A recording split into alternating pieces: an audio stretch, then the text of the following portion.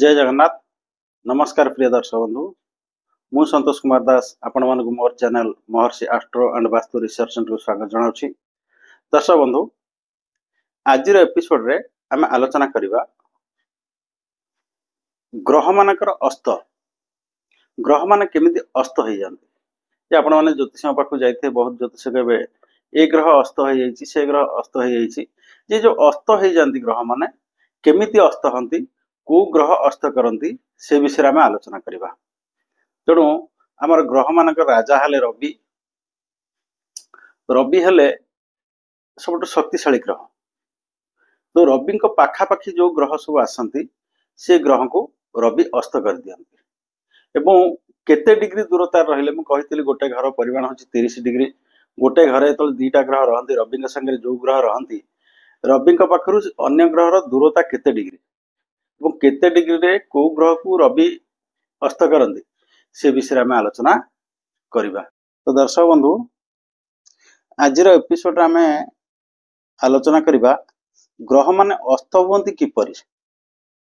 आपण माने कुंडली नहीं जाइथिबे ज्योतिष पाखु, से कहते जे चंद्र अस्त हो जाइछंती, बुध अस्त हो जाइछंती। ए अस्त कौन, से विषय आम आज आलोचना करवा। अच्छा, अस्त किए करती, को ग्रह को अस्त करती ना रवि समस्त ग्रह को अस्त करती।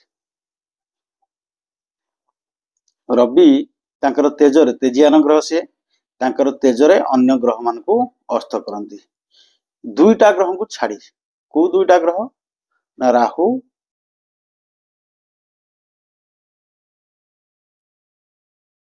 आउ केतु। यही दुईटा ग्रह को रवि अस्त करि पारंती नाही। काहेकि ना ए दुईटा छाया ग्रह। यही दुईटा ग्रह को छाड़ी देले आउ जो 6टी ग्रह रहिले तांकु रवि अस्त करंती। केमिति अस्त करंती ना मु कहितली ए घरर परिमाण होची 30 डिग्री, 30 डिग्री। ए घर परिमाण समस्त घर परिमाण होची 30 डिग्री। टोटाली कुंडली होची 360 डिग्री। प्रति घर परिमाण होची 30 डिग्री। ये घर 30 डिग्री, ये 30 डिग्री, ये 30, एमती 12टा घर होची 30 डिग्री लेखा 360 डिग्री। अच्छा, गोटे घरे, यही घरे जदि रवि संगे चंद्र अछंती, सिंह राशि रे रवि संगे चंद्र अछंती, रवि डिग्री अच्छी 10 डिग्री, चंद्रंकर डिग्री अच्छी 15 डिग्री। बुझिपारे कि रविंकर 10 डिग्री, चंद्रंकर 15 डिग्री। ताले रवि डिग्री पाखरु चंद्रंकर डिग्री दूरता केते ना 5 डिग्री। बुझिपारे एथर रवि 10 डिग्री रे चंद्र 15 डिग्री रे, तो रवि पाखरु चंद्रंकर दूरता है 5 डिग्री। ताने 12 डिग्री भितर आसुची। बुझिपारे कि 12 डिग्री रु कम। जदि 12 डिग्री अधिका 13 डिग्री होता ताले चंद्र को रवि अस्त करि पारि न थांते। जेहेतु 5 डिग्री 12 डिग्री रु कम अछि दुई जनकर दूरता, ताले एठी रवि चंद्र को अस्त कर देले। जदि रवि चंद्र को अस्त कर देबे, रवि को द्वारा जो योग सृष्टि होछि से योग सृष्टि होई परिबो नाही। धरा जाऊ रवि अछंती 5 डिग्री रे, चंद्र अछंती 20 डिग्री। एटी डिफरेंस केते आसला 15 डिग्री। 12 डिग्री रु अधिका रवि ठार चंद्र 15 डिग्री दूरतार अछंती। बुझिपाले कि तेणु 20 डिग्री ये रवि अछंती 5 डिग्री, ये चंद्र अछंती 20 डिग्री। तेणु 15 डिग्री रो दूरता रहिला रवि एवं चंद्र मध्य रे। 12 डिग्री रु अधिका रहिला, रवि ठार चंद्र दूर रे रहि गेले। तेणु एठी रवि चंद्र को अस्त करि परिबे नाही। एथर बुझिपाले रवि चंद्र को 12 डिग्री रे अस्त करती, बुध को 13 डिग्री व्यवधान रे अस्त करती, शुक्र को 9 डिग्री व्यवधान रे अस्त करती, मंगल को 17 डिग्री व्यवधान रे अस्त करती, बृहस्पति को 11 डिग्री व्यवधान रे अस्त करती, शनि को 15 डिग्री व्यवधान रे अस्त करती। बुझिपाले कि तेणु यही ग्रह मान अस्त हो गले से माने जो फल दवा कथा से फल दे पारंती नाही। बुझिपाले कि ରବିଙ୍କ ସାଙ୍ଗରେ ଯୋଉ ଗ୍ରହ ରହନ୍ତି ସେମାନେ ଯଦି ଅସ୍ତ ହେଇଯାଆନ୍ତି, ରବିଙ୍କ ଦ୍ୱାରା ଯୋଉ ଯୋଗ ସୃଷ୍ଟି ହଉଥାଏ ସେ ଯୋଗ ସୃଷ୍ଟି ହେଇପାରେ ନାହିଁ, କିମ୍ବା ରବିଙ୍କ ସାଙ୍ଗରେ ଯେଉଁ ଗ୍ରହ ଥାନ୍ତି ସେ ଗ୍ରହ ସେ ଫଳ ଦେଇପାରନ୍ତି ନାହିଁ। ଆମେ ଜାଣିଲେ, ଏଇଟା ବୁଝିପାରିଲେ ଆରାମସେ। ରବିଙ୍କ ଠାରୁ ଚନ୍ଦ୍ରଙ୍କର ଦୂରତା ଯଦି 12 ଡିଗ୍ରୀରୁ କମ ହେଇଥାଏ ତାହେଲେ ରବି ଚନ୍ଦ୍ରଙ୍କୁ ଅସ୍ତ କରିପାରିବେ। ଯଦି 12 ଡିଗ୍ରୀରୁ ଅଧିକା ହେଇଥାଏ ରବିଙ୍କ ଠାରୁ ଚନ୍ଦ୍ରଙ୍କର ଦୂରତା, ତାହେଲେ ଚନ୍ଦ୍ରଙ୍କୁ ରବି ଅସ୍ତ କରିପାରିବେ ନାହିଁ। ତାପରେ ସେ ବୁଧଙ୍କ ପାଖକୁ, ବୁଧଙ୍କୁ କେତେ ଡିଗ୍ରୀରେ ଅସ୍ତ କରନ୍ତି ନା ବୁଧଙ୍କୁ ଏଇ ସଂଖ୍ୟା ମନେ ରଖିବେ, ଏଇ ସଂଖ୍ୟାରେ ଏତିକି ଡିଗ୍ରୀରେ ଅସ୍ତ କରନ୍ତି। ଏଇଟା ଜ୍ୟୋତିଷ ଶାସ୍ତ୍ରରେ ଲେଖା ଅଛି ଯେ ଏତିକି ଏତିକି ଡିଗ୍ରୀରେ, ଯେମିତି ମୁଁ କହିଲି ଗ୍ରହ ମାନଙ୍କୁ ଆପଣ ଜାଣିବେ, ରାଶି ମାନଙ୍କୁ ତାଙ୍କର ସଂଖ୍ୟା ଅନୁସାରେ ଜାଣିବେ, ନକ୍ଷତ୍ର ମାନଙ୍କୁ ସେମାନଙ୍କର ସଂଖ୍ୟା ଅନୁସାରେ ଜାଣିବେ, ସେମିତି ଦଶା ବର୍ଷ ଯେମିତି ସଂଖ୍ୟା ଅନୁସାରେ ଆପଣ ମନେ ରଖିବେ, ସେମିତି ଏଇ ସଂଖ୍ୟା ଡିଗ୍ରୀ ଅନୁସାରେ ରବି এই 6ଟି ଗ୍ରହଙ୍କୁ ଅସ୍ତ କରନ୍ତି। ତେଣୁ ଚନ୍ଦ୍ରଙ୍କୁ 12 ଡିଗ୍ରୀରେ ଅସ୍ତ କରନ୍ତି, ବୁଧଙ୍କୁ 13 ଡିଗ୍ରୀରେ ଅସ୍ତ କରନ୍ତି। ରବିଙ୍କର ଡିଗ୍ରୀ ଅଛି 6 ଡିଗ୍ରୀ, ବୁଧଙ୍କର ଡିଗ୍ରୀ ଅଛି 16 ଡିଗ୍ରୀ। ତାହେଲେ ରବିଙ୍କ ଠାରୁ ବୁଧଙ୍କର ଦୂରତା କେତେ ଡିଗ୍ରୀ ହେଲା? 10 ଡିଗ୍ରୀ। 10 ଡିଗ୍ରୀ ହେଲା। ତେଣୁ ବୁଧଙ୍କୁ 13 ଡିଗ୍ରୀ ଅସ୍ତ କରିବେ, 13 ଡିଗ୍ରୀ ଭିତରେ ବ୍ୟବଧାନ। ତେଣୁ 10 ଡିଗ୍ରୀ 13 ଡିଗ୍ରୀ ଭିତରେ ଆସିଲା, 13 ଡିଗ୍ରୀ କମ। ତେଣୁ ବୁଧଙ୍କ ଠାରୁ ରବିଙ୍କ ଠାରୁ ବୁଧଙ୍କର ଦୂରତା କେତେ? 10 ଡିଗ୍ରୀ ମାତ୍ର ରହିଲା। ତେଣୁ ବୁଧଙ୍କୁ ଅସ୍ତ କରିଦେବେ। ତେଣୁ ରବି ଏବଂ ବୁଧ এই ଦୁଇ ଜଣ ମିଶିଗଲେ ଗୋଟେ ଯୋଗ ସୃଷ୍ଟି କରୁଛନ୍ତି। କି ଯୋଗ ନା ବୁଧାଦିତ୍ୟ ଯୋଗ। ବୁଧାଦିତ୍ୟ ଯୋଗ, ବୁଧ ଯୁକ୍ତ ଆଦିତ୍ୟ, ବୁଧାଦିତ୍ୟ ବହୁତ ସୁନ୍ଦର ଯୋଗଟା। ଏ ଯୋଗ ଯାହାର ଥିବ ପାଠ ପଢା ଠାରୁ ଆରମ୍ଭ କରି ସବୁଥିରେ ସେ ଅଗ୍ରଗତି କରିପାରିବ, ହେଲା, লিডিং লিডরশিপ নব। বুধাদিত্য যোগ সৃষ্টি করନ୍ତି। কিন্তু যদি রবি বুধଙ୍କୁ অস্ତ କରିଦେଉଥିବେ, এই 13 ଡିଗ୍ରୀରୁ କମ ହେବ, 13 ଡିଗ୍ରୀ ବା 13 ଡିଗ୍ରୀରୁ କମ ବ୍ୟବଧାନରେ ଥିବେ, ରବି ବୁଧଙ୍କର ଦୂରତା ଯଦି 13 ଡିଗ୍ରୀରୁ କମ ଥିବ ତାହେଲେ ଅସ୍ତ କରିଦେବେ, ଏ ଯୋଗ ଆଉ ହେଇପାରିବନି। ସପୋଜ ରବିଙ୍କର ଅଛି 6 ଡିଗ୍ରୀ, ବୁଧଙ୍କର ଅଛି 6 ଡିଗ୍ରୀ, ବୁଧଙ୍କର ଅଛି 20 ଡିଗ୍ରୀ, ଦୂର ଥିଲା 14 ଡିଗ୍ରୀ। ତେଣୁ ରବି ଆଉ ବୁଧଙ୍କୁ ଅସ୍ତ କରିପାରିବେନି। ତେଣୁ ସବୁବେଳେ ଆପଣ ଦେଖିବେ ଯୋଉ କୁଣ୍ଡଳୀରେ ଲେଖା ହେଇଥିବ, ଆପଣଙ୍କର ଡିଗ୍ରୀ ଲେଖା ହେଇଥିବ, ସେ ଡିଗ୍ରୀରୁ ଆପଣ ମାନେ ଜାଣିପାରିବେ, ଡିଗ୍ରୀ କି କାଲକୁଲେସନ କରି ହିସାବ କରି ଆପଣ ଜାଣିପାରିବେ ରବିଙ୍କ ସାଙ୍ଗରେ ଯୋଉ ଗ୍ରହ ଅଛନ୍ତି ସେ ଗ୍ରହ କେତେ ଦୂରତାରେ ଅଛନ୍ତି, ଏବଂ ରବି ସେ ଗ୍ରହକୁ ଅସ୍ତ କରି ଦଉଛନ୍ତି ନା ଅସ୍ତ କରିପାରୁ ନାହାନ୍ତି। ଯଦି ରବି ସେ ଗ୍ରହକୁ ଅସ୍ତ କରି ଦଉଥାନ୍ତି କିମ୍ବା ତାଙ୍କୁ ଅସ୍ତ କରି ନ ପାରୁଥାନ୍ତି ତାହେଲେ ଯୋଗ ସୃଷ୍ଟି ହେବ। ଯଦି ଅସ୍ତ କରିଦେଲେ କୌଣସି ଯୋଗ ସୃଷ୍ଟି ହୁଏନି ଏବଂ ସେ ଗ୍ରହ କୌଣସି ଶୁଭ ଫଳ ଦେଇପାରନ୍ତି ନାହିଁ।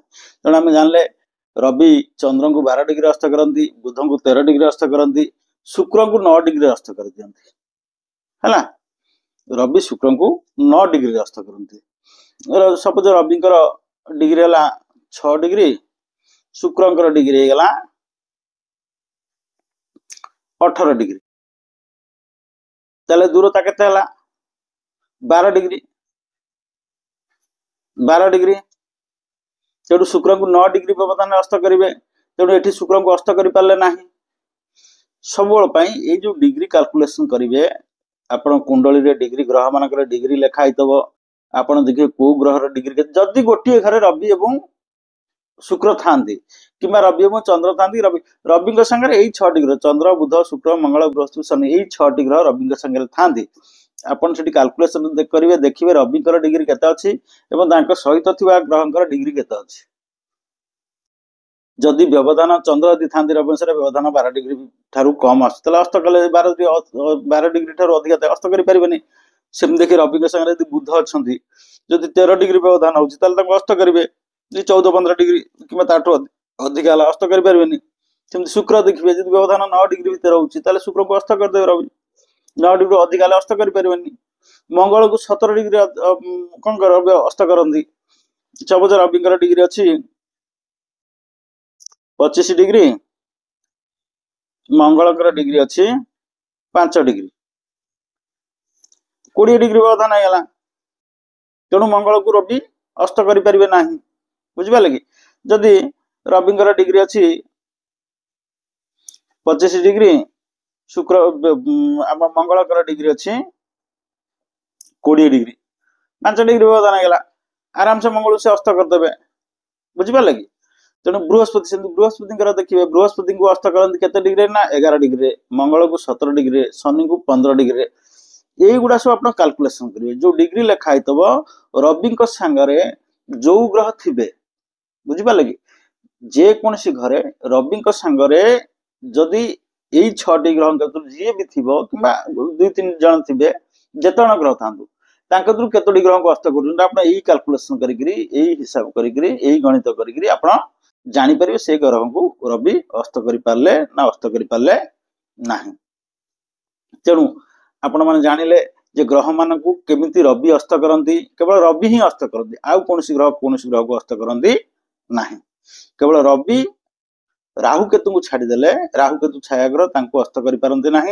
राहु केतु को छाड़देले आउ जो 6टी ग्रह चंद्र बुध शुक्र मंगल बृहस्पति शनि यही 6टी ग्रह को रवि अस्त करती रवि की कौन ग्रह अस्त करती ना तेणु अस्त कर कौन ग्रह को अस्त कर प्रमुख भूमिका हूँ रविंकर सूर्य देवता बुझे कि प्रखर किरण प्रखर तेजरे सी कौन करते यही 6टी ग्रह को अस्त करती केते डिग्री ना चंद्र को 12 डिग्री बुध को 13 डिग्री शुक्र को 9 डिग्री मंगल को 17 डिग्री बृहस्पति को 11 डिग्री और शनि को 15 डिग्री अस्त कर दिखते एथर बुझीपारे दर्शक बंधु मु अति सरल भाव आपण मान सब बुझाऊे आपण मैंने मत लगुच अति सुंदर भाव बुझीपे आपण मैंने जिते भी मोर एपिसोड गुड़ा देखुं आप सब आपणकर कुंडली को सामने धरतु बुझिपारे कि सामने धरिकी जो आप देखिए ये जो डिग्री कथा मुझे आलोचना कली आप कुंडली सामने रखी जापर मोर मो कुंडली रवि सागर कौ ग्रह अच्छी से ग्रह डिग्री केते रवि डिग्री केते रवि से ग्रह को अस्त कर देखिए देखला पर आप जापर ना से ग्रह को रवि अस्त कर ग्रह कौन शुभ फल दे पारे ना अस्त करना से ग्रह सहित रविंकर जुक्ति जो जोग सृष्टि हो जो दोष सृष्टि हो दोष हम जोग आ दोष कौन से विषय में एपिसोड सब आगू आगू करी तेणु आपण मैंने सब जापर दर्शक बंधु मोर प्रत्येक एपिसोड देखु एवं आपंकर बहुमूल्य मतामत दिंतु मुझे बुझाऊँ आपन को जो आलोचना करुँच कौटी त्रुटि विच्युत रोचे आपण मैंने से विषय मत मतामत कमेंट बॉक्स को जाए मतामत दिंतु ताले पर एपिसोड गुड़ाक मुझे सुधार को चेष्टा करी नेक्स्ट एपिसोड रे आमे तिथि विषय आलोचना करिबा।